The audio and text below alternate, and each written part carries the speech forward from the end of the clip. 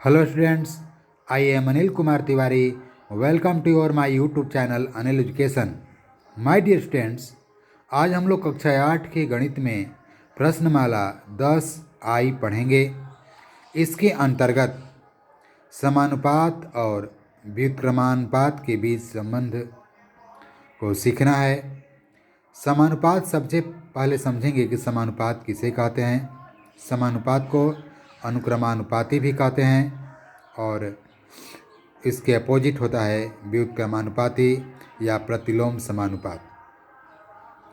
अब हम लोग समझेंगे समानुपात या सीधा समानुपात या प्रत्यक्ष समानुपात। जब दो ऐसी चर राशियां जिसमें एक चर राशि के बढ़ने या घटने से दूसरी चर राशि भी उसी अनुपात में बढ़े या घटे तो हम लोग उसे सीधा समानुपात कहते हैं।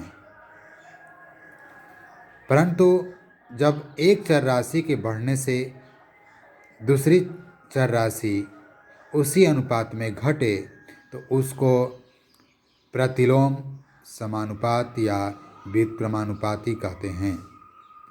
अब हम लोग इसके पहले प्रश्न को देखते हैं। दिया गया है कि निम्नलिखित स्थितियों में कौन सी स्थिति सीधा समानुपात में है और कौन सी स्थिति प्रतिलोम समानुपात में है। सीधा समानुपात को हम और बताए प्रत्यक्ष समानुपात या अनुक्रमानुपाती भी कहते हैं और प्रतिलोम समानुपात को व्युत्क्रमानुपाती भी कहते हैं। ये माय डियर फ्रेंड्स पहले में अनेक उदाहरण दिए गए हैं, आपको केवल समझना है और समझकर केवल लिख देना है कि आप सीधा समानुपात समझ रहे हैं कि प्रतिलोम समानुपात समझ रहे हैं।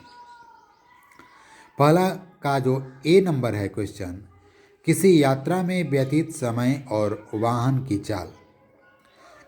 इसको पढ़ने से ही स्पष्ट हो रहा है यात्रा में जब समय अधिक लगेगा तो क्या होगा, गाड़ी की चाल कम होगी और समय कम लगेगा तो गाड़ी की चाल अधिक होगी।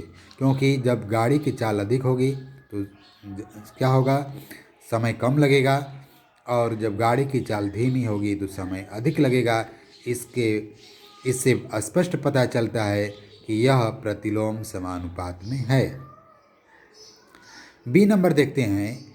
दिया गया है कि एक कार्य पूरा करने का समय और उस कार्य में लगे व्यक्तियों की संख्या। माय डियर स्टूडेंट्स, जब व्यक्ति अधिक होंगे तो कार्य कम समय में समाप्त होगा और जब व्यक्ति कम होंगे तो वही काम अधिक दिनों में समाप्त होगा। ये भी जो बी नंबर है प्रतिलोम समानुपात में है।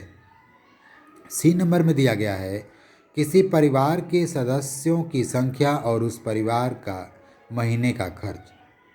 ये आपको समझना है ध्यान से। जब परिवार में सदस्यों की संख्या कम होगी तो उस परिवार में महीने का खर्च भी कम होगा। कम व्यक्ति में कम खर्च होगा, यानी कि एक के बढ़ने से दूसरा भी बढ़ रहा है या एक चरपति घटने से दूसरा भी घट रहा है, तो ये सीधा समानुपात का उदाहरण स्पष्ट हो रहा है। तो सदस्यों की संख्या बढ़ेगी तो खर्च भी बढ़ेगा और सदस्यों की संख्या कम होगी, सदस्यों की संख्या घटेगी तो उस महीने का खर्च भी कम होगा। तो क्या आप सीखे, यह स्थिति सीधा समानुपात में है। डी नंबर देखेंगे। एक छात्रावास में विद्यार्थियों की संख्या और छात्रावास में पर्याप्त भोजन सामग्री के दिनों की संख्या। अब विद्यार्थियों की संख्या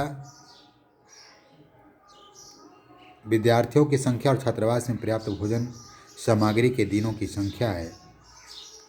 ये आपको जब विद्यार्थियों की संख्या बढ़ेगी तो क्या होगा, पर्याप्त भोजन सामग्री के दिनों की संख्या कम दिन में समाप्त होगा और विद्यार्थियों की संख्या जब कम होगी तो वहीं भोजन सामग्री अधिक दिन चलेगा। इस तरह से यह भी प्रतिलोम समानुपात में है। अगला क्वेश्चन हम लोग देखते हैं। क्वेश्चन नंबर ई में दिया गया है एक टंकी को भरने के लिए लगाए गए नलों की संख्या और उस टंकी को पूर्ण रूप से भरने की अवधि।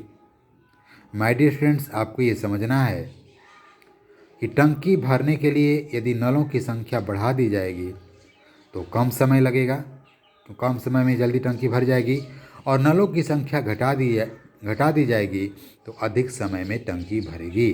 तो ये भी स्पष्ट होता है या जाहिर है कि क्या है, प्रतिलोम समानुपात है या व्युत्क्रमानुपाती है। माय डियर स्टूडेंट्स, मैं आशा करता हूँ कि आप सीधा समानुपात और प्रतिलोम समानुपात के बीच डिफरेंस अच्छी तरह से समझ गए होंगे। हम लोग आगे के क्लासों में आगे के क्वेश्चनों को पढ़ेंगे। तब तक के लिए thank you, that's all, okay, we meet again next video a new topic, and thank you for watching.